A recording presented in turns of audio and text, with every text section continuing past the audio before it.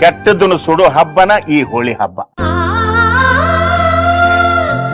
ನಮ್ಮ ಹಿಂದೂ ಸಂಪ್ರದಾಯದ ಪ್ರಕಾರ ಇದು ವರ್ಷದ ಕೊನೆಯ ಹಬ್ಬ ಐತಿ. ಕಳೆದ ವರ್ಷದ ಕೆಟ್ಟದ್ದನ್ನ, ನೋವನ್ನ, ತಪ್ಪುಗಳನ್ನ ಬೆಂಕಿಯಾಗ ಹಾಕಿ ಸುಟ್ಟು ಹೊಸ ಹೊಸ ಬಣ್ಣ, ಹೊಸ ಹೊಸ ಕನಸುಗಳಿಂದ ಬರುವ ಈ ಹೊಸ ವರ್ಷನ ಸ್ವಾಗತ ಮಾಡ್ರಿ ಅಂತ ಹೇಳು ಹಬ್ಬ ಐತಿ.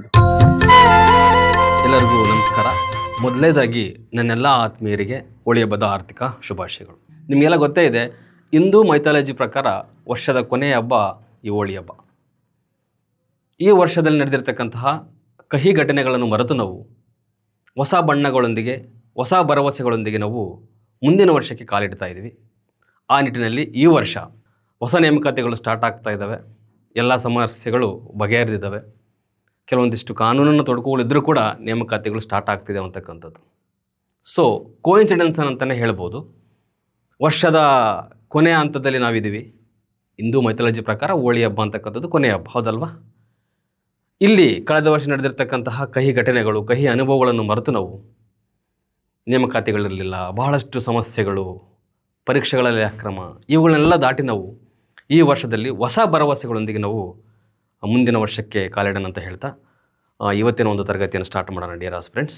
ಬನ್ನಿ, ಅದಕ್ಕಿಂತ ಮುಂಚಿತವಾಗಿ ನಿಮಗೆಲ್ಲರಿಗೂ ಕೂಡ ಮತ್ತೊಮ್ಮೆ ಹ್ಯಾಪಿ ಹೋಳಿ ಅಂತ ಹೇಳ್ತಾ, ಎಲ್ಲರೂ ಕೂಡ ಕೇಳ್ತಾ ಇದ್ದಾರೆ, ಸರ್ ಆ್ಯಪ್ ಯಾವಾಗ ರಿಲೀಸ್ ಆಗ್ತಾಯಿದೆ, ಯಾವಾಗ ರಿಲೀಸ್ ಆಗ್ತಾಯಿದೆ ಅಂತೇಳಿ. ಇನ್ನೇನು ಸದ್ಯದಲ್ಲೇ ಆ್ಯಪ್ ರಿಲೀಸ್ ಆಗ್ತಾಯಿದೆ. ಈಗಾಗಲೇ ಅಂತಿಮ ಘಟ್ಟದಲ್ಲಿದೆ. ಸೊ ಬಹಳಷ್ಟು ಕೆಲಸ ಕಾರ್ಯಗಳು ನಡೀತಾ ಇರೋದ್ರಿಂದ ಇನ್ನೇನು 4-5 ದಿನದೊಳಗಡೆ ನಿಮಗೆ ಆ್ಯಪ್ ರಿಲೀಸ್ ಆಗುತ್ತೆ ಅಂತ ಹೇಳ್ತಾ, ಸೊ ನಿಮಗೆಲ್ಲ ಗೊತ್ತೇ ಇದೆ, ಈ ಆ್ಯಪಲ್ಲಿ ನಿಮಗೆ ವಿಶೇಷವಾಗಿ HSTR ಹಾಗೆ PSTR, GPSTRಗೆ ಸಂಬಂಧಪಟ್ಟಂತೆ ಆನ್ಲೈನ್ ಕೋರ್ಸ್ಗಳು ನಿಮ್ಗೆ ಸಿಗ್ತಾ ಹೋಗುತ್ತೆ. ವಿಶೇಷವಾಗಿ HSTR ಹಾಗೆ GPSTR, PSTR, TET ಇವು ಕ್ಲಾಸಸ್ ಅವೈಲೇಬಿಲಿಟಿ ಇದೆ. ಅದೇ ರೀತಿ ನಮ್ಮ 10th ಕ್ಲಾಸಸ್ ಮಕ್ಕಳಿಗೆ LBA, ನಾವು ಕೂಡ ಟೀಚರ್ಸ್ ಆಗ್ತಕ್ಕಂಥವ್ರು ಇದನ್ನು ಪರ್ಚೇಸ್ ಮಾಡ್ಕೋಬೋದು. ಲೆಸನ್ ಬೇಸ್ಡ್ ಅಸೆಸ್ಮೆಂಟ್ ಅಂತ ಕರಿತೀವಿ. ಇದು ಕೂಡ ನಮ್ಮ ಮಕ್ಕಳಿಗೆ ಹೇಗೆ ಬೋಧನೆ ಮಾಡಬೇಕು, ಆ ಮಕ್ಕಳಿಗೆ ಹೇಗೆ ಸಹಾಯ ಆಗುತ್ತೆ ಅನ್ನೋ ನಿಟ್ಟಿನಲ್ಲಿ ನಾವು ಕೂಡ ಅದನ್ನು ಅಧ್ಯಯನ ಮಾಡ್ಬೋದು ಅಂತಕ್ಕಂಥದ್ದು. ಓಕೆ, ಜನರಲ್ ಸೈನ್ಸ್ ಕ್ಲಾಸಸ್ ಕೂಡ ನಿಮಗೆ ಈ ಆ್ಯಪ್ನಲ್ಲಿ ಅವೈಲೇಬಿಲಿಟಿ ಇರುತ್ತೆ. ಎಸ್, ಹಾಗಾದರೆ ನಾವೀಗ ಇವತ್ತಿನ ತರಗತಿಯನ್ನು ನಾವು ಸ್ಟಾರ್ಟ್ ಮಾಡೋಣ. ಇವತ್ತಿನ ತರಗತಿ ನಿಮ್ಗೆ ಗೊತ್ತಿದೆ, ನಮ್ಮ ಎನ್ವಿರಾನ್ಮೆಂಟಲ್ ಸೈನ್ಸ್ ಸಂಬಂಧಪಟ್ಟಂತೆ ಜೀವಿ ಪ್ರಪಂಚ, ದ ಲಿವಿಂಗ್ ವರ್ಲ್ಡ್ ಅಂತಕ್ಕಂಥದ್ದು ಏನಿದೆ, ತುಂಬ ಇಂಪಾರ್ಟೆಂಟ್ ಆಗಿರ್ತಕ್ಕಂಥ ಒಂದು ಕಾನ್ಸೆಪ್ಟ್ ಆಗಿರುತ್ತೆ.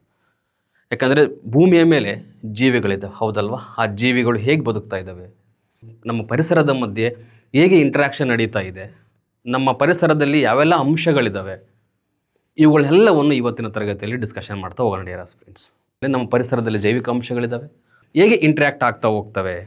ಸೊ ಈ ಎಲ್ಲ ಅಂಶಗಳನ್ನು ನಾವು ಇವತ್ತಿನ ತರಗತಿಯಲ್ಲಿ ಇನ್ ಡಿಟೇಲ್ ಆಗಿ ಡಿಸ್ಕಷನ್ ಮಾಡ್ತಾ ಹೋಗೋಣ. ಈ ಚಾಪ್ಟರು ನಮ್ಮ GPSTR, PSTR, ಅದರಲ್ಲೂ ನಮ್ಮ PSTR ಅವರಿಗೆ EVSನಲ್ಲಿ ದ ಲಿವಿಂಗ್ ವರ್ಲ್ಡ್ ಅಂತಕ್ಕಂಥದ್ದು ಕಾನ್ಸೆಪ್ಟ್ ಇದೆ. ತುಂಬ ಇಂಪಾರ್ಟೆಂಟ್ ಆಗಿರ್ತಕ್ಕಂಥ ಕಾನ್ಸೆಪ್ಟು. ಆದ್ದರಿಂದ ಈ ಕಾನ್ಸೆಪ್ಟ್ ಮೇಲೆ ನಾವು ಏನೇನು ಓದ್ಕೋಬೇಕು ಅನ್ನೋದನ್ನು ಇವತ್ತಿನ ತರಗತಿಯಲ್ಲಿ ಡಿಸ್ಕಷನ್ ಮಾಡ್ತಾ ಹೋಗೋಣ. ಓಕೆ, ಮೊದಲನೇದಾಗಿ ನಾವು ಈ ಪರಿಸರ ಅಂತಂದ್ರೆ ಅರ್ಥ ಮಾಡ್ಕೋಬೇಕಾಗತ್ತೆ. Very important. ಪರಿಸರ ಅಂತಂದರೆ ಏನು? ಪರಿಸರದಲ್ಲಿ ಮೇಯ್ನಾಗಿ ಜೈವಿಕ ಅಂಶಗಳಿದ್ದಾವೆ, ಅದೇ ರೀತಿ ಅಜೈವಿಕ ಅಂಶಗಳು ಕೂಡ ಇದ್ದಾವೆ, ಹೌದಲ್ವಾ? ಈ ಜೈವಿಕ ಅಂಶಗಳಿಗೆ ನಾವು ಇಂಗ್ಲೀಷಲ್ಲಿ ಏನಂತೀವಿ ಅಂತಂದರೆ ಬಯೋಟಿಕ್ ಕಾಂಪೊನೆಂಟ್ಸ್ ಅಂತ ಕರಿತೀವಿ. ಏನಂತ ಕರಿತೀವಿ? ಬಯೋಟಿಕ್ ಕಾಂಪೊನೆಂಟ್ಸ್ ಅಂತ ಕರಿತೀವಿ.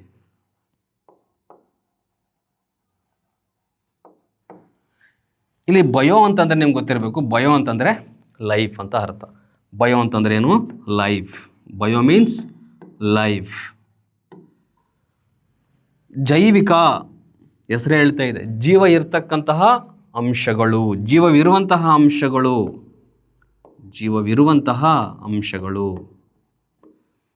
ಅದೇ ರೀತಿ ನಮ್ಮ ಪರಿಸರದಲ್ಲಿ ಅಜೈವಿಕ ಅಂಶಗಳಿದ್ದಾವೆ. ಏನಿದ್ದಾವೆ? ಅಜೈವಿಕ ಅಂಶಗಳಿದ್ದಾವೆ. ಹಾಗಾದರೆ ಜೈವಿಕ ಅಂಶಗಳು ಮತ್ತು ಅಜೈವಿಕ ಅಂಶಗಳು ನಮ್ಮ ಪರಿಸರದಲ್ಲಿ ಹೇಗೆ ಒಂದಕ್ಕೊಂದು ಇಂಟರ್ಯಾಕ್ಷನ್ ಆಗುತ್ತೆ ಅನ್ನೋದು ಇಂಪಾರ್ಟೆಂಟ್. ಜೈವಿಕ ಅಂಶದಲ್ಲಿ ಏನೆಲ್ಲ ಬರ್ತವೆ? ಪ್ರಾಣಿಗಳು, ಸಸ್ಯಗಳು ಮತ್ತು ಸೂಕ್ಷ್ಮಾಣು ಜೀವಿಗಳು, ಹೌದಲ್ವ? ಇವೆಲ್ಲ ಬರ್ತಾ ಹೋಗ್ತವೆ. ಆ ಜೈವಿಕ ಘಟಕಗಳಲ್ಲಿ ಏನೇನು ಬರ್ತದೆ? ಟೆಂಪರೇಚರ್ ಆಗಿರ್ಬೋದು, ಉಷ್ಣಾಂಶ, ಗಾಳಿ, ಹ್ಯುಮಿಡಿಟಿ, ಕಲ್ಲು, ಮಣ್ಣು. ಸೊ ಇವೆಲ್ಲ ಅಂಶಗಳು ಬರ್ತಾ ಹೋಗ್ತವೆ. ಮೊದಲೇದಾಗಿ ನಮ್ಮ ಪರಿಸರ ವ್ಯವಸ್ಥೆ ಅಂತಂದರೆ, ಪರಿಸರ ವ್ಯವಸ್ಥೆಯಲ್ಲಿ 3 ಸ್ಪಿಯರ್ಸ್ ಬರುತ್ತೆ. ಅದ್ರ ಬಗ್ಗೆ ನಿಮಗೆ ಕ್ಲಾರಿಟಿ ಇರಬೇಕಾಗತ್ತೆ. ನೋಡಿ, ಆ 3 ಸ್ಪಿಯರ್ಗಳು ಯಾವುವು ಅಂತಂದರೆ, ಮೊದಲೇದಾಗಿ ಲಿಥೋಸ್ಫಿಯರ್ ಇರುತ್ತೆ, ವೆರಿ ಇಂಪಾರ್ಟೆಂಟ್. ನೋಡಿ, ಒಂದು ಲಿಥೋಸ್ಫಿಯರ್ ಇರುತ್ತೆ, ಇನ್ನೊಂದು ಹೈಡ್ರೋಸ್ಫಿಯರ್ ಇರುತ್ತೆ, ಇನ್ನೊಂದು ಅಟ್ಮಾಸ್ಫಿಯರ್ ಇರುತ್ತೆ. ಇದೇನಿದು ಲಿಥೋಸ್ಫಿಯರ್. ಹೇಳ್ತೀರಿ ಲಿಥೋಸ್ಫಿಯರ್ ಅಂದರೆ ಏನು ಅಂತೇಳಿ. ಲಿಥೋಸ್ಫಿಯರಲ್ಲಿ ಮೇನಾಗಿ ನಮಗೆ ಸಾಯಿಲು, ಸ್ಟೋನ್ಸು, ಸೊ ನಮ್ಮ ಮೇಲ್ಮೈ ಪದರ ಏನಿದೆ ಅದನ್ನು ಕಾಮನ್ ಆಗಿ ಲಿಥೋಸ್ಫಿಯರ್ ಅಂತ ಕರಿತೀವಿ. ನೆಕ್ಸ್ಟ್ ಹೈಡ್ರೋಸ್ಫಿಯರ್ ಅಂತ ಕರಿತೀವಿ. ಹೆಸರೇ ಹೇಳ್ತಾ ಇದೆ ಹೈಡ್ರೋಸ್ಫಿಯರ್ ಅಂತಂದರೆ ಏನರ್ಥ? ಇಲ್ಲಿ ಹೈಡ್ರೋ ಮೀನ್ಸ್ ವಾಟರ್ ಅಂತ ಅರ್ಥ. ಜಲಗೋಳ ಅಂತ ಕರಿತೀವಿ ನಾವು. ಏನಂತ ಕರಿತೀವಿ? ಜಲಗೋಳ.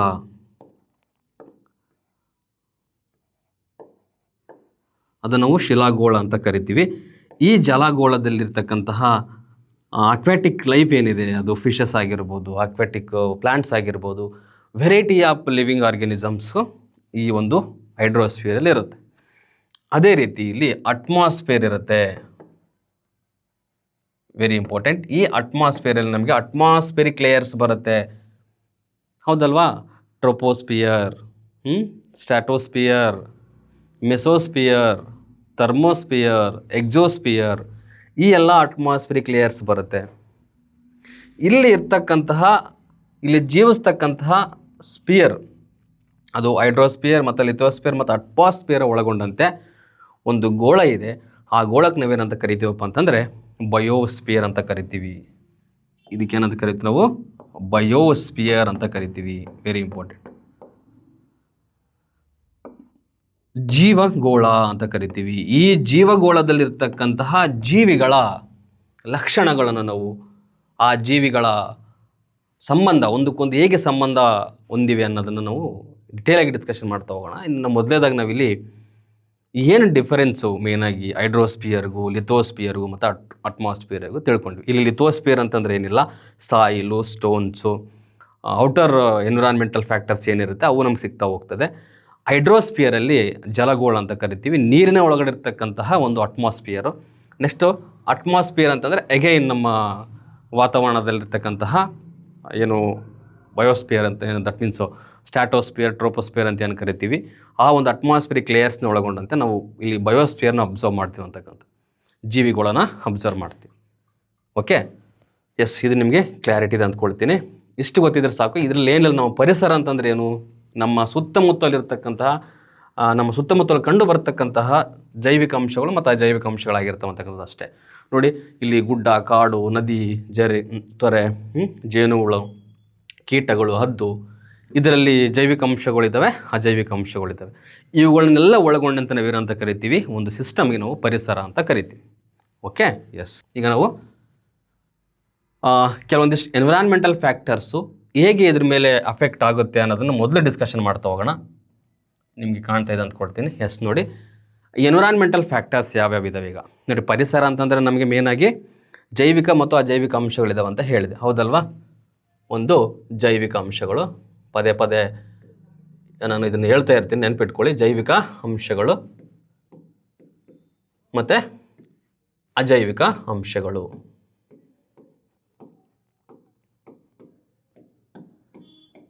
ಎಸ್, ಇಲ್ಲಿ biotic components, abiotic components. Next ಇದರಲ್ಲಿ ವೇರಿಯಸ್ ಫ್ಯಾಕ್ಟರ್ಸ್ ಬರ್ತಾ ಹೋಗ್ತವೆ. ಇಲ್ಲಿ ಮೊದಲೇದಾಗಿ ಎಬಯೋಟಿಕ್ ಫ್ಯಾಕ್ಟರ್ಸ್ನ ಗಮನಿಸ್ತಾ ಹೋಗೋಣ. ಹಾಗಾದರೆ ನಮ್ಮ ಪರಿಸರದಲ್ಲಿ ಕಂಡು ಬರತಕ್ಕಂತಹ ಎಬಯೋಟಿಕ್ ಫ್ಯಾಕ್ಟರ್ಸ್ ಯಾವ್ಯಾವ ಇದಾವೆ ಅಂತ ನೋಡ್ತಾ ಹೋಗೋದಾದರೆ, these are the non living features of an ecosystem.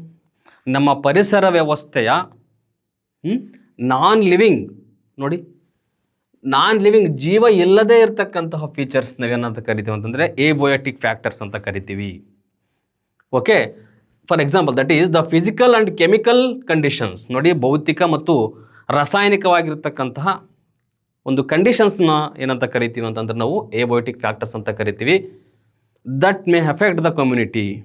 ಆ ಒಂದು ಫ್ಯಾಕ್ಟರ್ಸು ಕೂಡ ಒಂದು ಕಮ್ಯುನಿಟಿ ಮೇಲೆ, ನಮ್ಮ ಪರಿಸರ ವ್ಯವಸ್ಥೆಯಲ್ಲಿ ವೇರಿಯಸ್ ಕಮ್ಯುನಿಟೀಸ್ ಇದ್ದಾವೆ, ಆ ಒಂದು ಕಮ್ಯುನಿಟಿ ಮೇಲೆ ಈ ಒಂದು ಎಬೋಟಿಕ್ ಫ್ಯಾಕ್ಟರ್ಸ್ ಕೂಡ ಅಫೆಕ್ಟ್ ಆಗುತ್ತೆ ಅಂತಕ್ಕಂಥದ್ದು. ನೋಡಿ, ಫಾರ್ ಎಕ್ಸಾಂಪಲ್ಸ್ ಎಬೋಟಿಕ್ ಫ್ಯಾಕ್ಟರ್ಸ್ಗೆ ಟೆಂಪ್ರೇಚರ್ ಇದೆ, ಉಷ್ಣಾಂಶ ಇದೆ. ನೋಡಿ, ನಮ್ಮ ಭೂಮಿಯನ್ನೇ ಕನ್ಸಿಡರ್ ಮಾಡಿ, ಇಲ್ಲ ನಮ್ಮ ಕರ್ನಾಟಕವನ್ನೇ ಕನ್ಸಿಡರ್ ಮಾಡಿ. ನಮ್ಮ ಕರಾವಳಿ ಪ್ರದೇಶದಲ್ಲಿ ಒಂದು ರೀತಿಯಾದಂಥ ಟೆಂಪ್ರೇಚರ್ ಇದ್ದರೆ, ನಮ್ಮ ಉತ್ತರ ಕರ್ನಾಟಕ ಭಾಗದಲ್ಲಿ ಒಂದು ರೀತಿಯಾದಂಥ ಉಷ್ಣಾಂಶ ಇರುತ್ತೆ.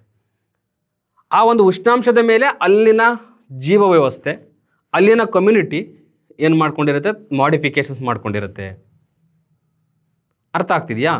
ಹೀಗೆ ಟೆಂಪ್ರೇಚರ್ ಅಂತಕ್ಕಂಥದ್ದು ಕೂಡ ಒಂದು ಇಂಪಾರ್ಟೆಂಟ್ ಫ್ಯಾಕ್ಟರ್ಸ್ ಆಗುತ್ತೆ, ಆ ಒಂದು ಪರಿಸರ ವ್ಯವಸ್ಥೆ ಮೇಲೆ ಇಂಪ್ಯಾಕ್ಟ್ ಮಾಡುತ್ತೆ ಅಂತಕ್ಕಂಥದ್ದು.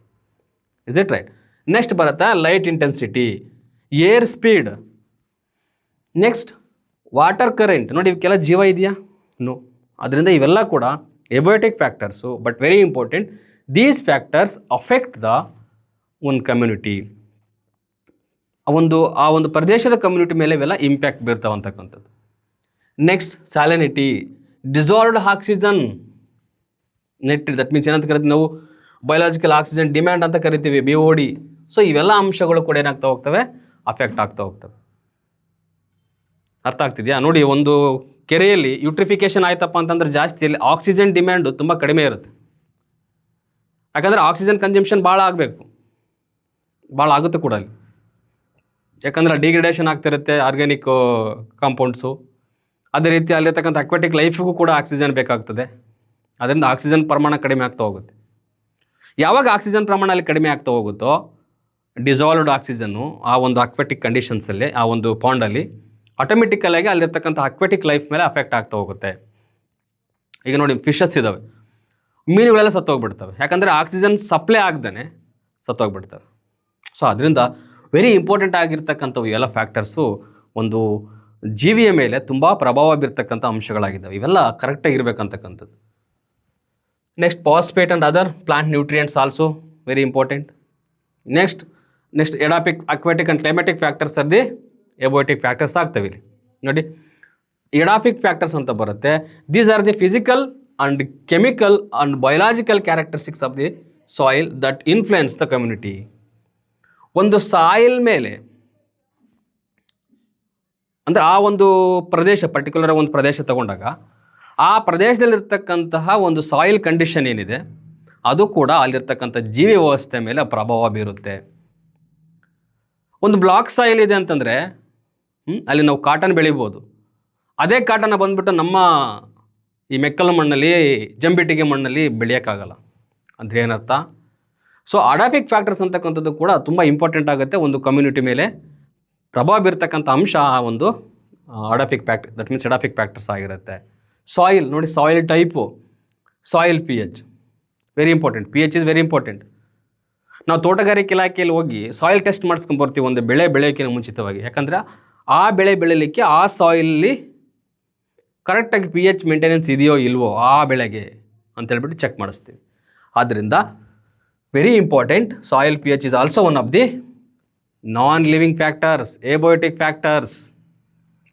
ನೆಕ್ಸ್ಟ್ ಅದೇ ಹೇಳ್ತೀವಿ, air and mineral content, humus, ಗೊಬ್ಬರ. ಸೊ ಇವೆಲ್ಲ ಏನಾಗಿರ್ತದೆ, ಸಾಯಿಲ್ ಟೆಕ್ಸ್ಚರ್ ಆ್ಯಂಡ್ ಸ್ಟ್ರಕ್ಚರ್. ನೋಡಿ, ಈ ಎಲ್ಲ ಅಂಶಗಳು ಕೂಡ ಒಂದು ಪರಿಸರ ವ್ಯವಸ್ಥೆ ಮೇಲೆ ಪ್ರಭಾವ ಬೀರ್ತಕ್ಕಂಥ ಎಬೋಟಿಕ್ ಫ್ಯಾಕ್ಟರ್ಸ್.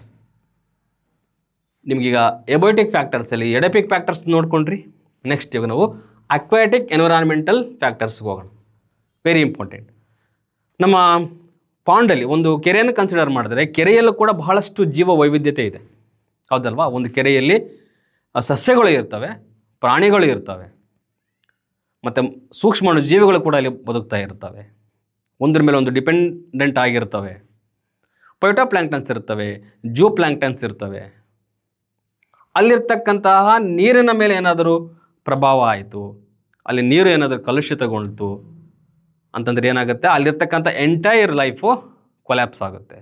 ಸೊ ಅದರಿಂದ light penetration, currents, wave actions ಇವೆಲ್ಲ ಎಬೋಟಿಕ್ ಫ್ಯಾಕ್ಟರ್ಸು. ಇವು ಕೂಡ ಆ ಒಂದು ಫ್ಯಾಕ್ಟರ್ಸ್, ದಟ್ ಮೀನ್ಸ್ ಇವೆಲ್ಲ ಫ್ಯಾಕ್ಟರ್ಸ್ ಆ ಒಂದು ಕಮ್ಯುನಿಟಿಯ ಮೇಲೆ ಎಫೆಕ್ಟ್ ಆಗುತ್ತೆ ಅಂತಕ್ಕಂಥದ್ದು.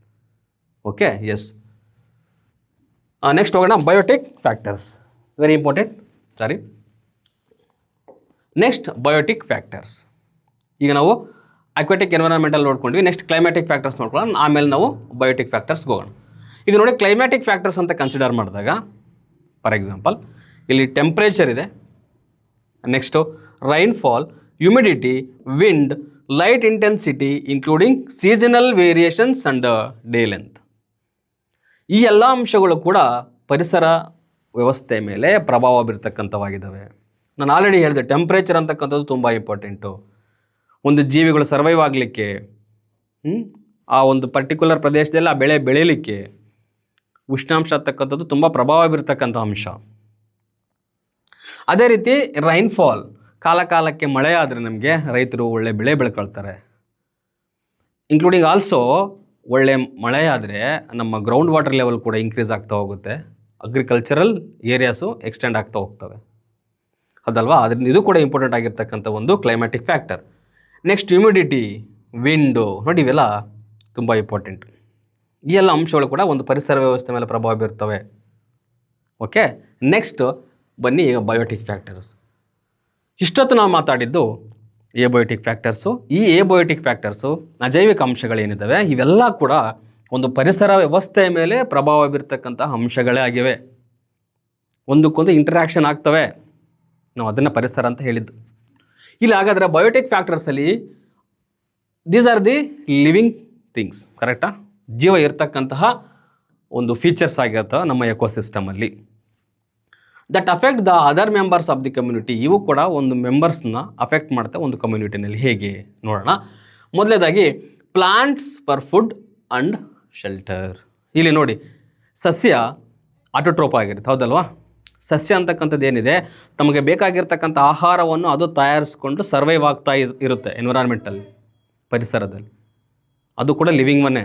ಬಟ್ ಮನುಷ್ಯರು ಆಹಾರವನ್ನು ತಯಾರಿಸ್ಕೊಳ್ಳಿಕ್ಕಾಗಲ್ಲ. ಅವ್ರು ಏನಾಗಿರ್ತಾರೆ, ಪ್ಲಾಂಟ್ಸ್ ಮೇಲೆ ಡಿಪೆಂಡ್ ಆಗಿರ್ತಾರೆ. ಅದಕ್ಕೋಸ್ಕರ ನಾವೇನಂತ ಕರಿತೀವಿ, ಅನಿಮಲ್ಸ್ನ ಎಟ್ರೋಟ್ರೋಪ್ಸ್ ಅಂತ ಕರಿತೀವಿ, ಪರಪೋಷಕ ಜೀವಿಗಳಂತ ಕರಿತೀವಿ. ಹಾಗಂದ್ರೆ ಏನರ್ಥ? ಒಂದು ಸಸ್ಯಗಳ ಮೇಲೆ ಮನುಷ್ಯ ಡಿಪೆಂಡ್ ಆದ. ಈ ಸಸ್ಯಗಳು ಯಾವುದ್ರ ಮೇಲೆ ಡಿಪೆಂಡ್ ಆಗಿದ್ದು? ಸಸ್ಯಗಳು ಚೆನ್ನಾಗಿ ಬೆಳಿಬೇಕು, ಆಹಾರವನ್ನು ತಯಾರಿಸ್ಕೋಬೇಕು ಅಂತಂದ್ರೆ ಅದಕ್ಕೆ ಲೈಟ್ ಬೇಕು, ಸೂರ್ಯನ ಬೆಳಕು ಬೇಕು, ಸಾಯಿಲ್ ಫರ್ಟಿಲಿಟಿ ಚೆನ್ನಾಗಿರಬೇಕು, ಸಾಯಿಲ್ pH ಚೆನ್ನಾಗಿರಬೇಕು, ಅದಲ್ವಾ? ವಾಟರ್ ಪ್ರೊವೈಡ್ ಆಗಬೇಕು. ನೋಡಿ, ಈ ಎಲ್ಲ ಏನು, ಈ ಎಲ್ಲ ಅಂಶಗಳು, ಇವೆಲ್ಲ ಏಬಯೋಟಿಕ್ ಫ್ಯಾಕ್ಟರ್ಸ್. Abiotic factors.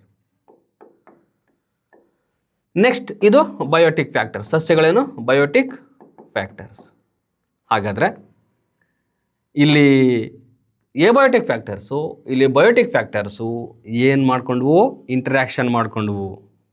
ಅದನ್ನು ನಾವು ಹೇಳಿದ್ದು ಪರಿಸರ ವ್ಯವಸ್ಥೆ, ಪರಿಸರ ಅಂತ ಕರಿತೀವಿ. There is an interaction between biotic and abiotic factors.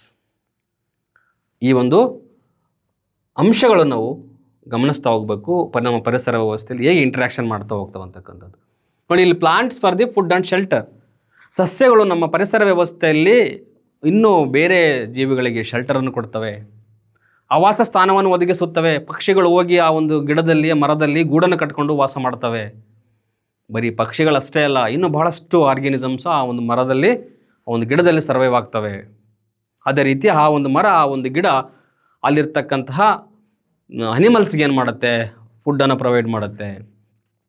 ಅರ್ಥ ಆಗ್ತಿದೆಯಾ? Yes. Next predators, prey, next parasites, pathogens, decomposers, competitors, pollinators. ನೋಡಿ, ಈ ಎಲ್ಲ ಅಂಶಗಳು ಕೂಡ ಬಯೋಟಿಕ್ ಫ್ಯಾಕ್ಟರ್ಸು. ಎಲ್ಲಕ್ಕೆ ಜೀವ ಇದೆ. ಆದ್ದರಿಂದ ಈ ಬಯೋಟಿಕ್ ಮತ್ತು ಎಬಯೋಟಿಕ್ ಫ್ಯಾಕ್ಟರ್ಸು ಇಂಟ್ರಾಕ್ಷನ್ ಆಗೋದನ್ನು ನಾವು ಪರಿಸರ ವ್ಯವಸ್ಥೆ ಅಂತ ಕರಿತೀವಿ. ಓಕೆ, ಈಗ ನಿಮಗೆ ಪರಿಸರ ವ್ಯವಸ್ಥೆ ಅಂತಂದರೆ ಏನು ಕ್ಲಾರಿಟಿ ಸಿಕ್ತು ಅಂದ್ಕೊತೀನಿ. Is it right? ಎಸ್. ಈಗ ನಾವು ಮುಂದಿನ ಒಂದು ಕಾನ್ಸೆಪ್ಟು, ಅದೇ ನಮ್ಮ ಜೀವಿ ವ್ಯವಸ್ಥೆಯ ಜೀವಿಗಳು, ದಟ್ ಮೀನ್ಸ್ ಬಯೋಟಿಕ್ ಫ್ಯಾಕ್ಟರ್ಸಲ್ಲಿ ವಿಶೇಷವಾಗಿ ಜೀವಿಗಳ ಗುಣಲಕ್ಷಣಗಳನ್ನು ನೋಡ್ತಾ ಹೋಗೋಣ. ಎಸ್. ನೋಡಿ, what are the characteristics of the plants and animals. ನೋಡಿ, ಈಗ ಸಸ್ಯಕ್ಕೆ ಮತ್ತು ಪ್ರಾಣಿಗಳಿಗೆ ಜೀವ ಇದೆ ಅಂತ ಹೇಳ್ತೀವಿ. ಯಾವ ಆಧಾರದ ಮೇಲೆ ಜೀವ ಇದೆ ಅಂತ ಹೇಳ್ತೀರಾ ನೀವು? What are the characteristics of the living and that means living beings. ಸಸ್ಯಗಳಿಗೆ ಮತ್ತು ಪ್ರಾಣಿಗಳಿಗೆ ಹೇಗೆ ಜೀವ ಇದೆ ಅಂತ ಹೇಳ್ತೀರಾ? ಈ ಗುಣಲಕ್ಷಣಗಳ ಆಧಾರದ ಮೇಲೆ ನಾವು ಹೇಳ್ತಾ ಹೋಗ್ತೀವಿ. ಜೀವಿಗಳು ಜೀವಕೋಶಗಳಿಂದಾಗಿವೆ. ಯಾವುದರಿಂದಾಗಿವೆ ಜೀವಿಗಳು? ವೆರಿ ಇಂಪಾರ್ಟೆಂಟ್, ಜೀವಕೋಶಗಳಿಂದಾಗಿವೆ. Very important. ಸಸ್ಯಗಳು ಸಸ್ಯ ಜೀವಕೋಶಗಳಿಂದ ಆಗಿದ್ದರೆ ಪ್ಲಾಂಟ್ಸ್ ಅಂತ ಕರಿತೀವಿ ಇಂಗ್ಲೀಷಲ್ಲಿ, ಕನ್ನಡದಲ್ಲಿ ಸಸ್ಯ ಜೀವಕೋಶ ಅಂತ ಕರಿತೀವಿ. ಸಸ್ಯಗಳು ಸಸ್ಯ ಜೀವಕೋಶಗಳಿಂದ ಆಗಿದ್ದರೆ ಪ್ರಾಣಿಗಳು ಪ್ರಾಣಿ ಜೀವಕೋಶಗಳಿಂದ ಆಗಿರ್ತವೆ. ಹೇಗೆ ಒಂದು ಬಿಲ್ಡಿಂಗ್ನ ಇಟ್ಟಿಗೆಗಳಿಂದ ಕಟ್ಟಿರ್ತಾರೋ ಮೇನ್ ಪ್ರಾಡಕ್ಟಾಗಿ ಯೂಸ್ ಮಾಡಿಕೊಂಡು, ಅದೇ ರೀತಿ ಸಸ್ಯಗಳಲ್ಲಿ ಮತ್ತು ಪ್ರಾಣಿಗಳಲ್ಲಿ ಈ ಜೀವಕೋಶಗಳಿಂದ ಒಂದು ಆರ್ಗ್ಯಾನಿಸಮ್ ಆಗಿರುತ್ತೆ. ಏನಾಗಿರುತ್ತೆ? ಆರ್ಗ್ಯಾನಿಸಮ್ ಆಗಿರುತ್ತೆ. Very important. ಈಗ ನಿಮಗೆ ಮೇನಾಗಿ ಒಂದು ಡೌಟ್ ಕಾಡ್ತಾ ಇರ್ಬೋದು, ಸರ್ ಈಗ ನಾವು ಈ ಜೀವಕೋಶಗಳ ಬಗ್ಗೆ ಮುಂದೆ ಅಧ್ಯಯನ ಮಾಡ್ತೀವಿ, ಸೆಲ್ ಬಯಾಲಜಿ ಅಂತಲೇ ಬರುತ್ತೆ, ಕೋಶ ವಿಜ್ಞಾನ ಅಂತ ಬರುತ್ತೆ, ಅಲ್ಲಿ ಇದ್ರ ಬಗ್ಗೆ ಸ್ಟಡಿ ಮಾಡ್ತಾ ಹೋಗ್ತೀವಿ. ಅದಕ್ಕಿಂತ ಮುಂಚಿತವಾಗಿ ನಮಗೆ ಪರಿಸರ ವ್ಯವಸ್ಥೆ ಮತ್ತು ಬಯಾಲಜಿಗೂ ಏನು ವ್ಯತ್ಯಾಸ ಇದೆ ಅದು ಗೊತ್ತಾಗಬೇಕಾಗುತ್ತೆ. Very important. ಪರಿಸರ ವ್ಯವಸ್ಥೆ ಅಥವಾ ಪರಿಸರ ವಿಜ್ಞಾನ ಅಂತ ಕನ್ಸಿಡರ್ ಮಾಡಿ. ಪರಿಸರ ವಿಜ್ಞಾನ ಮತ್ತು ಜೀವ ವಿಜ್ಞಾನ, ಈ ಎರಡಕ್ಕೆ ಏನು ವ್ಯತ್ಯಾಸ ಇದೆ ಗೆಸ್ಟ್ ಮಾಡಿ ನೋಡೋಣ. ಪರಿಸರ ವಿಜ್ಞಾನ ಅಂತಂದ್ರೇನು, ಜೀವ ವಿಜ್ಞಾನ ಅಂತಂದ್ರೆ ನೋಡಿ, ನಾನು ಆಲ್ರೆಡಿ ಈಗ ಜಸ್ಟ್ ಹೇಳಿದೆ, ಒಂದು ಆರ್ಗ್ಯಾನಿಸಮ್, ಒಂದು ಜೀವಿ ಜೀವಕೋಶಗಳಿಂದ ಆಗಿರುತ್ತೆ, ಹೌದಲ್ವಾ? ಯಾವುದರಿಂದ ಆಗಿರುತ್ತೆ? ಜೀವಕೋಶಗಳಿಂದ ಆಗಿರುತ್ತೆ. ಸೆಲ್ಸ್ ಅಂತ ಕರಿತೀವಿ. Some of the cells are combined to form tissues ಅಂತ ಕರಿತೀವಿ. ಓಕೆ, ಅಂಗಾಂಶಗಳು ಅಂತ ಕರಿತೀವಿ, ಅಂಗಾಂಶ ವ್ಯವಸ್ಥೆ. ಜೀವಕೋಶಗಳು ಸೇರಿಕೊಂಡು some of the cells are combined to form tissue. Some of the tissues are combined to form ಏನಾಗುತ್ತೆ? ಆರ್ಗನ್ ಆಗುತ್ತೆ, ಹೌದಲ್ವಾ? ಆರ್ಗನ್ ಆಗುತ್ತೆ, ಒಂದು ಅಂಗ ಕ್ರಿಯೇಟ್ ಆಗುತ್ತೆ. ಆರ್ಗನ್ ಸಿಸ್ಟಮ್ ಅಂತ ಕರಿತೀವಿ ನಾವು. Some of the organs are combined to form organ system.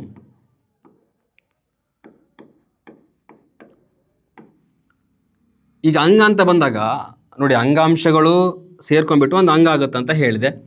ಈ ಅಂಗದಲ್ಲಿ ಯಾವುದು ಬರುತ್ತೆ? ಹೃದಯ ಆಗಿರ್ಬೋದು, ಕಿಡ್ನಿ ಆಗಿರ್ಬೋದು, ಮತ್ತು ಶ್ವಾಸಕೋಶಗಳಾಗಿರ್ಬೋದು, ಮೆದುಳು ಆಗಿರ್ಬೋದು, ಹೀಗೆ ಭಾಳಷ್ಟು ಅಂಗಗಳು ಫಾರ್ಮೇಷನ್ ಆಗ್ತವೆ.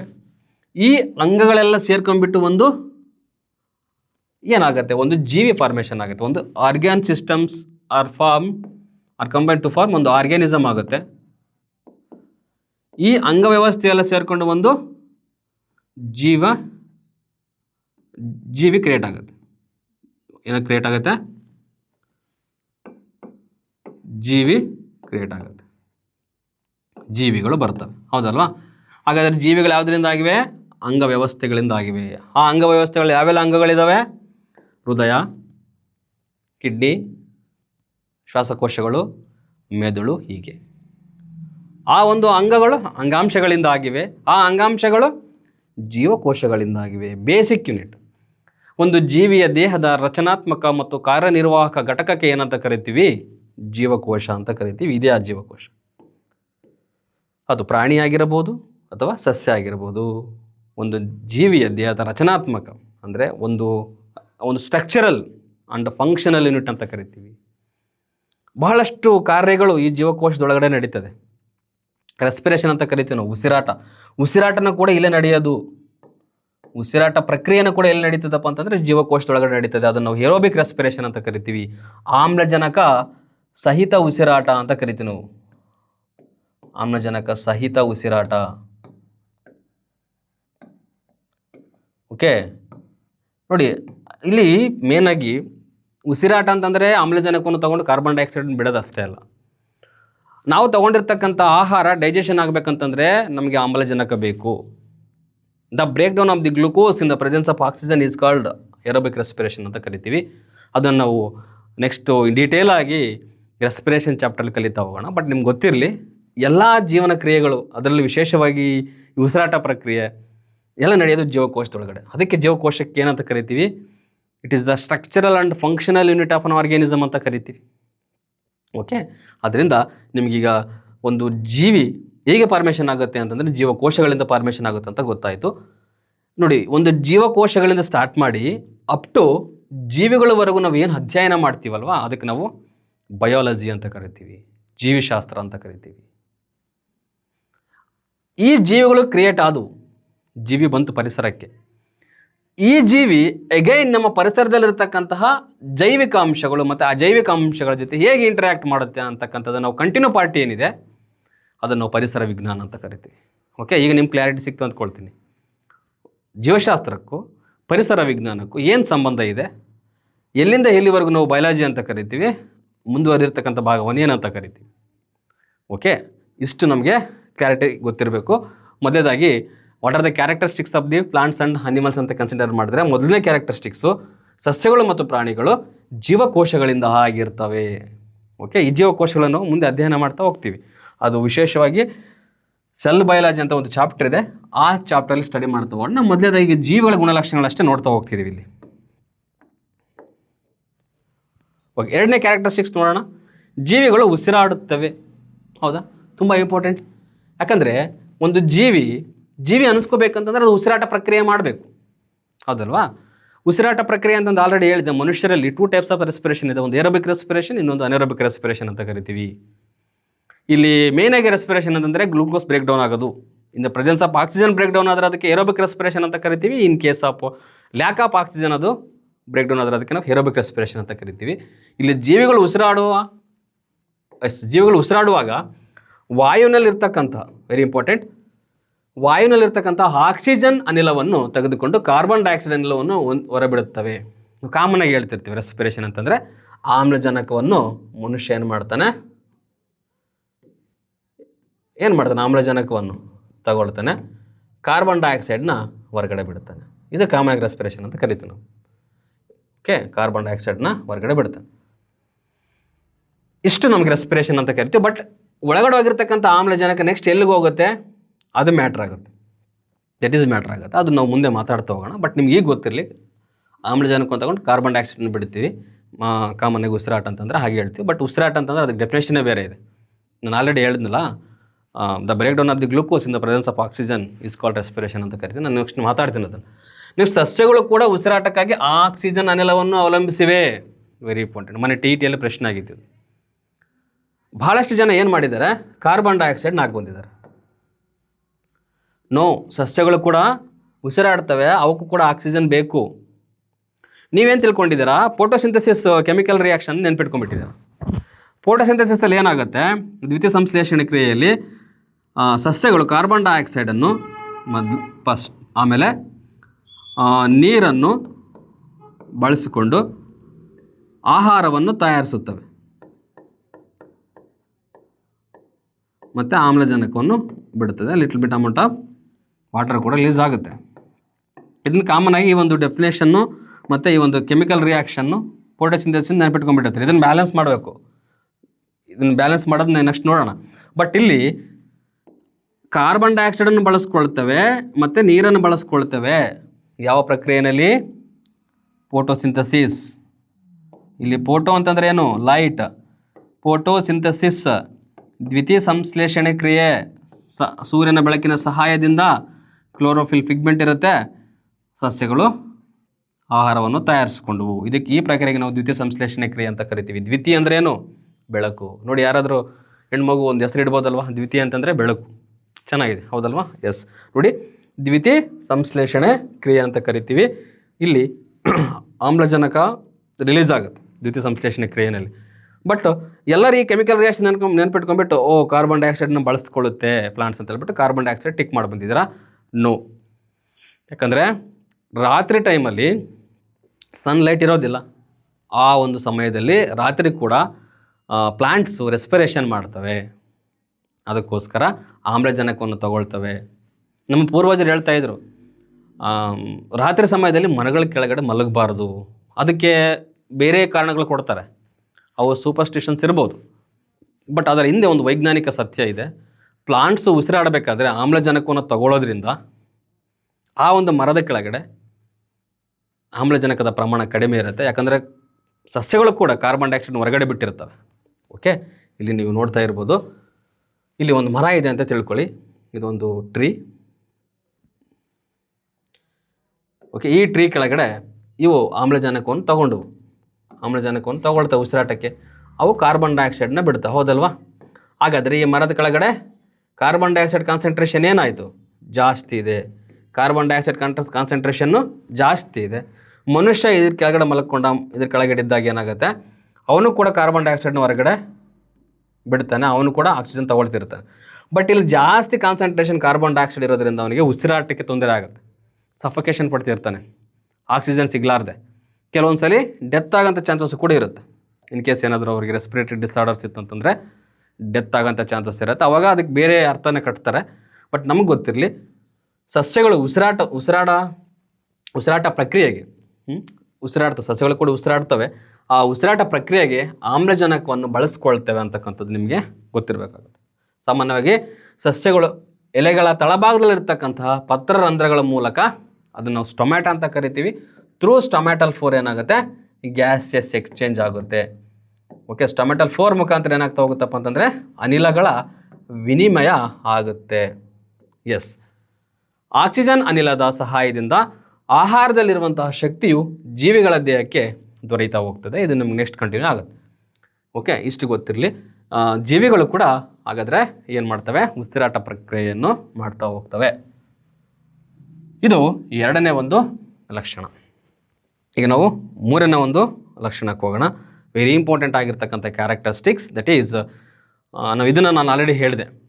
ಸಸ್ಯಗಳು ಕೂಡ ಉಸಿರಾಡ್ತವೆ, ಪ್ರಾಣಿಗಳು ಕೂಡ ಉಸಿರಾಟ ಪ್ರಕ್ರಿಯೆ ಮಾಡ್ತವೆ ಅಂತಂದರೆ, ಈಗ ಸಸ್ಯಗಳಲ್ಲಿ ಉಸಿರಾಟ ಪ್ರಕ್ರಿಯೆ ಹೇಗಾಗುತ್ತೆ, ಮನುಷ್ಯರಲ್ಲಿ ಉಸಿರಾಟ ಪ್ರಕ್ರಿಯೆ ಹೇಗಾಗುತ್ತೆ. ವಿಶೇಷವಾಗಿ ನಾವು ಮನುಷ್ಯರನ್ನು ಕನ್ಸಿಡರ್ ಮಾಡಿದ್ರೆ, ಮನುಷ್ಯರಲ್ಲಿ ಉಸಿರಾಟ ಪ್ರಕ್ರಿಯೆಗೋಸ್ಕರನೇ ಒಂದು ಆರ್ಗನ್ ಇದೆ. ಯಾವ್ದು ಹೇಳಿ? ಲಂಗ್ಸ್. ನೋಡಿ, ಈ ಒಂದು ಶ್ವಾಸಕೋಶಗಳ ಮುಖಾಂತರ ಏನಾಗ್ತಾ ಹೋಗುತ್ತೆ, ಉಸಿರಾಟ ಪ್ರಕ್ರಿಯೆ ನಡೀತಾ ಹೋಗ್ತದೆ. ಇವಾಗ ನಾವೇನಂತ ಕರಿತೀವಿ, ಶ್ವಾಸಕೋಶಗಳು ಅಂತ ಕರಿತೀವಿ, ಹೌದಲ್ವಾ? ನೋಡಿ, ಮನುಷ್ಯರಲ್ಲಿ ಉಸಿರಾಟ ಪ್ರಕ್ರಿಯೆಗೋಸ್ಕರನೇ ಒಂದು ಆರ್ಗನ್ ಇದೆ, ಒಂದು ಆರ್ಗನ್ ಸಿಸ್ಟಮ್ ಇದೆ. ಅದಕ್ಕೆ ನಾವು ಲಂಗ್ಸ್ ಅಂತ ಕರಿತೀವಿ. ಏನಂತ ಕರಿತೀವಿ? ಲಂಗ್ಸ್. ನೀವೆಲ್ಲ ನೋಡಿರ್ತೀರಿ, ನಾವು ಶ್ವಾಸಕೋಶಗಳು ಅಂತ ಕರಿತೀವಿ, ಹೌದಲ್ವಾ? ಈ ಶ್ವಾಸಕೋಶಗಳ ಮುಖಾಂತರ ಏನಾಗ್ತಾ ಹೋಗುತ್ತೆ, ಮನುಷ್ಯರಲ್ಲಿ ಉಸಿರಾಟ ಪ್ರಕ್ರಿಯೆ ನಡೀತಾ ಹೋಗ್ತದೆ. ಇಲ್ಲಿ ಏನಾಗುತ್ತೆ, ಮೇನಾಗಿ ಗಮನಿಸ್ತಾ ಹೋಗಿ, ನಾವು ಪರಿಸರದಲ್ಲಿ ಇರ್ತಕ್ಕಂತಹ ಆಮ್ಲಜನಕವನ್ನು ತಗೊಳ್ತೀವಿ, ಹೌದಲ್ವಾ? ಇಲ್ಲಿ ಆಮ್ಲಜನಕವನ್ನು ಇನ್ಹೇಲ್ ಮಾಡ್ತೀವಿ. ಅದನ್ನು ಏನಂತ ಕರಿತೀವಿ? ಇನ್ಹಲೇಷನ್ ಅಂತ ಕರಿತೀವಿ. ಆಮ್ಲಜನಕವನ್ನು ತೊಗೊಳ್ತೀವಿ. ಆಮ್ಲಜನಕ ತಗೊಂಡು ಹೋದ್ಮೇಲೆ ನಮ್ಮ ಈ ಲಂಗ್ಸ್ ಒಳಗಡೆ ಏನಾಗಿರುತ್ತಪ್ಪ ಅಂತಂದರೆ ಆಲ್ವಿಯೋಲೈ ಇರುತ್ತೆ. ಓಕೆ, ಇಲ್ಲಿ ಬಲೂನಿನ ಆಕಾರದ ಚಿಕ್ಕ ಚಿಕ್ಕ ಗಾಳಿ ಗೂಡುಗಳಿರ್ತವೆ. ಓಕೆ, ಅವನು ಆಲ್ವಿಯೋಲೈ ಅಂತ ಕರಿತೀವಿ. ಹೀಗೆ ನಾನು ಇಲ್ಲಿ ಒಂದು ಆಲ್ವಿಯೋಲೈನ ತಗೊಂಡ್ರೆ, ಒಂದನ್ನು ಜೂಮ್ ಔಟ್ ಮಾಡಿ ನೋಡಿದ್ರೆ ಇಲ್ಲಿ ಈ ಥರ ಇರ್ತದೆ. ಇದಕ್ಕೆ ಬ್ಲಡ್ ಕ್ಯಾಪಿಲರೀಸ್ ಅಟ್ಯಾಚ್ ಆಗಿರುತ್ತೆ. ಓಕೆ, ಹೀಗೆ ಬ್ಲಡ್ ಕ್ಯಾಪಿಲರೀಸ್ ಏನಾಗಿರುತ್ತೆ, ಅಟ್ಯಾಚ್ ಆಗಿರ್ತದೆ. ಇಲ್ಲಿ ಆಮ್ಲಜನಕ ಇಲ್ಲಿ ಬಂದಿರುತ್ತೆ, ಹೌದಲ್ವಾ? ಈ ಆಮ್ಲಜನಕ ಇಲ್ಲಿ ಬ್ಲಡ್ ಕ್ಯಾಪಿಲರೀಸಲ್ಲಿ ಏನಾಗಿರುತ್ತೆ, ಕಾರ್ಬನ್ ಡೈಆಕ್ಸೈಡ್ ಬಂದು ಇರುತ್ತೆ. ಕಾರ್ಬನ್ ಡೈಆಕ್ಸೈಡ್ ಎಲ್ಲಿ ರಿಲೀಸ್ ಆಗಿರುತ್ತೆ ಅಂತಂದರೆ, ನಮ್ಮ ಉಸಿರಾಟ ಪ್ರಕ್ರಿಯೆಯಲ್ಲಿ ಏನು ಏರೋಬಿಕ್ ರೆಸ್ಪಿರೇಷನ್ ಆಯಿತು, ಅಲ್ಲಿ ಕಾರ್ಬನ್ ಡೈಆಕ್ಸೈಡು ರಿಲೀಸ್ ಆಗುತ್ತಲ್ವ, ಆ ಕಾರ್ಬನ್ ಡೈಆಕ್ಸೈಡು ಇಂಪ್ಯೂರ್ ಬ್ಲಡ್ ಅಂತ ಕರಿತೀವಿ ನಾವು. ಆ ಒಂದು ಇಂಪ್ಯೂರ್ ಬ್ಲಡ್ ಬಂದು ಈ ಬ್ಲಡ್ ಕ್ಯಾಪಿಲರೀಸ್ ಹತ್ತಿರುತ್ತೆ. ಈ ಕಾರ್ಬನ್ ಡೈಆಕ್ಸೈಡ್ನ ಇಲ್ಲಿ ಬಿಟ್ಟು ಈ ಆಮ್ಲಜನಕವನ್ನು ತಗೊಂಡೋಗುತ್ತೆ. ಈ ಬ್ಲಡ್ ಎಲ್ಲಿಂದ ಬಂದಿರುತ್ತೆ ಹಾಗಾದರೆ? ಈ ಬ್ಲಡ್ ಹಾರ್ಟಿಂದ ಪಂಪ್ ಆಗಿ ಇಲ್ಲಿಗೆ ಈ ಬ್ಲಡ್ ಕ್ಯಾಪಿಲರೀಸ್ ಹತ್ರ ಬಂದಿರುತ್ತದೆ. ಇಲ್ಲಿ ಅನಿಲಗಳ ವಿನಿಮಯ ಆಗುತ್ತೆ. ಏನಾಗುತ್ತೆ? ಅನಿಲಗಳ ವಿನಿಮಯ ಆಗುತ್ತೆ. Okay, gaseous exchange takes place in the lungs. ಇಲ್ಲಿ ಅನಿಲಗಳ ವಿನಿಮಯ ಆಗುತ್ತೆ. ಕಾರ್ಬನ್ ಡೈಆಕ್ಸೈಡ್ನ ಬಿಟ್ಟು ಇಲ್ಲಿ ಆಮ್ಲಜನಕವನ್ನು ಒಳಗಡೆ ತಗೊಳುತ್ತೆ. ಇದೇ ಒಂದು ಕಾರ್ಬನ್ ಡೈಆಕ್ಸೈಡ್ ಅಗೇನ್ ಇಲ್ಲಿ ನಾವು ಎಕ್ಸೈಲೇಷನ್ ಮಾಡ್ತೀವಿ. ಓಕೆ, ಇದು ನಮ್ಮ ಉಸಿರಾಟ ಪ್ರಕ್ರಿಯೆಯಲ್ಲಿ ಲಂಗ್ಸ್ನ ಸ್ಟಡಿ ಮಾಡಬೇಕಾದ್ರೆ ನಾನು ಅಲ್ಲಿ ಡೀಟೇಲಾಗಿ ಮಾತಾಡ್ತೀನಿ. ಬಟ್ ನಮಗೆ ಇಲ್ಲಿ ಗೊತ್ತಿರಬೇಕು, ಆಮ್ಲಜನಕವನ್ನು ತಗೊಂಡು ಕಾರ್ಬನ್ ಡೈಆಕ್ಸೈಡ್ನ ಬಿಡ್ತೀವಿ.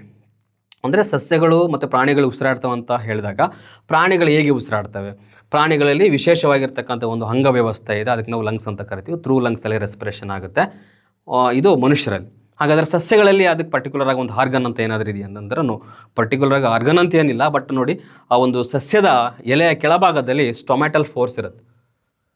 ಓಕೆ, ಸಾರಿ, ಏನಾಗಿರುತ್ತೆ? ಸ್ಟೊಮ್ಯಾಟಲ್ ಫೋರ್ಸ್ ಇರುತ್ತೆ.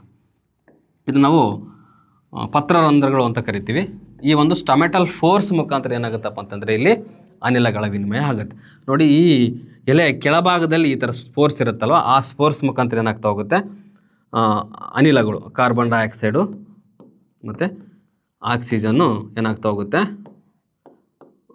ವಿನಿಮಯ ಆಗ್ತಾ ಹೋಗುತ್ತೆ, ಎಕ್ಸ್ಚೇಂಜ್ ಆಗ್ತಾ ಹೋಗುತ್ತೆ. ನೈಟ್ ಟೈಮ್ ಆದರೆ ಅವು ಕೂಡ ಆಮ್ಲಜನಕವನ್ನು ತಗೊಂಡು ಕಾರ್ಬನ್ ಡೈಆಕ್ಸೈಡ್ನ ಬಿಡ್ತವೆ. In case during the photosynthesis ಏನಾಗುತ್ತೆ, ಫೋಟೋಸಿಂಥಸಿಸ್ ಅಂತಂದರೆ ಏನು ಗೊತ್ತಿದೆ, ದ್ವಿತೀಯ ಸಂಶ್ಲೇಷಣೆ ಕ್ರಿಯೆ ಅಂತ ಕರಿತೀವಿ. ಸಸ್ಯಗಳು ಆಹಾರ ತಯಾರು ಮಾಡ್ತಕ್ಕಂಥ ಒಂದು ಪ್ರಕ್ರಿಯೆ. ಇದರಲ್ಲಿ ಕಾರ್ಬನ್ ಡೈಆಕ್ಸೈಡ್ನ ಬಳಸ್ಕೊಂಡು ನೀರಿನ ಸಹಾಯದಿಂದ ಏನಾಗ್ತಾ ಹೋಗುತ್ತೆ, ಗ್ಲೂಕೋಸ್ನ ತಯಾರಿಸ್ಕೊಳ್ಳುತ್ತೆ. ಓಕೆ, ಎಸ್, C6H12O6 ಅಂತ ಕರಿತೀವಿ. ಈ ಒಂದು ಪ್ರಕ್ರಿಯೆಯಲ್ಲಿ ನಮಗೆ ಬೈ ಪ್ರಾಡಕ್ಟ್ ಆಗಿ ಆಮ್ಲಜನಕ ಸಿಗುತ್ತೆ. ಅದನ್ನು ನಾವು ಮಾತಾಡ್ತೀವಿ ನೆಕ್ಸ್ಟು. ಫೋಟೋಸಿಂಥಸಿಸ್ ಅಂತ ಒಂದು ಪ್ರಕ್ರಿಯೆ ಬರುತ್ತೆ, ನಾವೆಲ್ಲ ಅದನ್ನು ಇನ್ ಡೀಟೇಲ್ ಆಗಿ ಕಲಿತಾ ಹೋಗೋಣ. ಓಕೆ, ನಿಮ್ಗೆ ಗೊತ್ತಿಲ್ಲ ಇಷ್ಟು ಮೇನಾಗಿ ಉಸಿರಾಟ ಪ್ರಕ್ರಿಯೆ ಸಸ್ಯಗಳಲ್ಲಿ ಮತ್ತು ಪ್ರಾಣಿಗಳಲ್ಲಿ ಎಲ್ಲಿ ಆಗುತ್ತೆ ಅಂತಕ್ಕಂಥದ್ದು ನಿಮಗೆ ಗೊತ್ತಿರಬೇಕಾಗುತ್ತೆ. ಓಕೆ, ಎಸ್, ಇದು ಜೀವಿಗಳ ಎರಡನೇ ಒಂದು ಗುಣಲಕ್ಷಣ. ಜೀವಿಗಳು ಏನು ಮಾಡ್ತವೆ, ಉಸಿರಾಟ ಪ್ರಕ್ರಿಯೆಯಲ್ಲಿ ಇನ್ವಾಲ್ವ್ ಆಗ್ತವೆ. ಮುಂದಿನ ತರಗತಿಯಲ್ಲಿ ನಾವು ಮತ್ತಿನ್ನೊಂದು ಚಾಪ್ಟರ್ ಒಂದಿಗೆ ನಾನು ನಿಮ್ಮ ಮುಂದೆ ಬರ್ತೀನಿ. ಅಲ್ಲಿವರೆಗೂ ಕ್ಲಾಸಸ್ ಕೇಳ್ತಾರೆ. ಎಲ್ಲರಿಗೂ ಒಳ್ಳೆಯದಾಗಲಿ. Thank you.